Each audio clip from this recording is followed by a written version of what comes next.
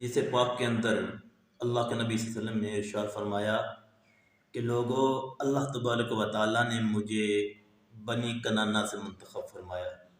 ان اللہ اصطفیٰ من بنی کنانا، کہ اللہ تبارک و تعالیٰ نے مجھے بنی کنانا سے منتخب فرمایا۔ اور میں آپ کو بتاتا چلوں کہ بنی کنانا یہ عرب کا ایک مشہور قبیلہ تھا۔ اب بنی کنانا میں سے اللہ کے نبی نے آگے ارشاد فرمایا کہ بنی کنانا میں سے اللہ تبارک و تعالیٰ نے مجھے بنی ہاشم میں منتخب فرمایا۔ اور پھر اس کے بعد اللہ کے نبی صلی اللہ علیہ وسلم نے ارشاد فرمایا کہ لوگوں، مجھے بنی ہاشم میں سے اللہ نے بنی عبد المطلب میں منتخب فرمایا۔ تو گویا سمجھ آیا کہ اللہ تبارک و تعالیٰ نے پوری کائنات کے نبیوں اور رسولوں میں سے اللہ کے نبی صلی اللہ علیہ وآلہ وسلم کا انتخاب فرمایا۔ اور اسی طرح کی ایک دوسری حدیث میں اللہ کے نبی صلی اللہ علیہ وسلم نے فرمایا کہ میرے صحابہ، اللہ تبارک و تعالیٰ نے میرے لیے میرے سسروں کو بھی منتخب فرمایا کہ جن کی بیٹیاں میرے گھر میں آنی تھی، اللہ تبارک و تعالیٰ نے ان کا بھی انتخاب فرمایا۔ اور اسی طرح کی ایک دوسری حدیث پاک کے اندر اللہ تبارک و تعالیٰ کے نبی صلی اللہ علیہ وسلم ارشاد فرماتے ہیں کہ اللہ تبارک و تعالیٰ نے میرے لیے میرے صحابہ کا بھی انتخاب کیا۔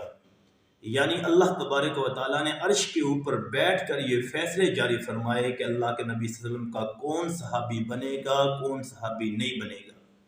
اور کتابوں کے اندر واقعات موجود ہیں کہ حضرت محمد الرسول اللہ صلی اللہ علیہ وسلم نے اللہ سے دو دعائیں مانگی۔ ایک دعا میں مانگا کہ اللہ تیرے دین کے غلبے کے لیے مجھے عمر بن خطاب عطا فرما دے، یا عمر بن حشام عطا فرما دے، یعنی ابو جہل عطا فرما دے، یا مجھے محمد الرسول اللہ صلی اللہ علیہ وسلم کا ارشاد تھا کہ مجھے عمر عطا فرما دے۔ اب اللہ تبارک و تعالیٰ نے دونوں دعاؤں میں سے ایک کا انتخاب کیا، وہ حضرت عمر بن خطاب تھے جن کا اللہ نے انتخاب کیا، اور دوسرا ابو جہل تھا جس کا اللہ نے انتخاب نہیں کیا۔ تو اس لیے صحابہ کا انتخاب میرے اللہ کی ذات نے کیا ہے، میرے اللہ تبارک و تعالیٰ نے صحابہ کو منتخب کیا اور اللہ کے نبی صلی اللہ علیہ وسلم کے صحابہ بنا دیے، اور یہ سارے معاملات میرے اللہ کے حکم سے جاری ہوئے۔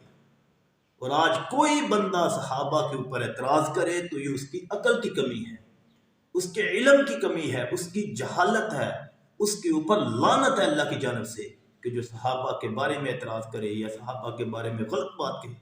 کیوں؟ صحابہ ایک ایسی جماعت ہے جو اللہ کی پسندیدہ جماعت ہے۔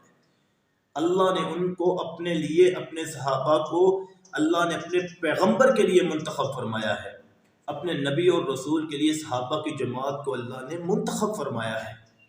پھر کس کی ہمت ہے، کس کی جرأت ہے کہ صحابہ کے ایمان کے بارے میں، جن کے بارے میں اللہ تبارک و تعالیٰ نے قرآن کریم کے اندر ارشاد فرمایا کہ صحابہ کی جماعت اولئک الذین امتحن اللہ قلوبہم للتقوی، کہ میں نے اللہ نے ان کے دلوں کا امتحان لیا تو ان کے دلوں میں نے تقوی کو پایا، ان کے دلوں کو میں نے اپنی طرف جھکنے والا پایا۔ تو یہ ہے صحابہ کی جماعت، اور صحابہ کے بارے میں ہر مسلمان کا عقیدہ بالکل ٹھیک ہونا چاہیے۔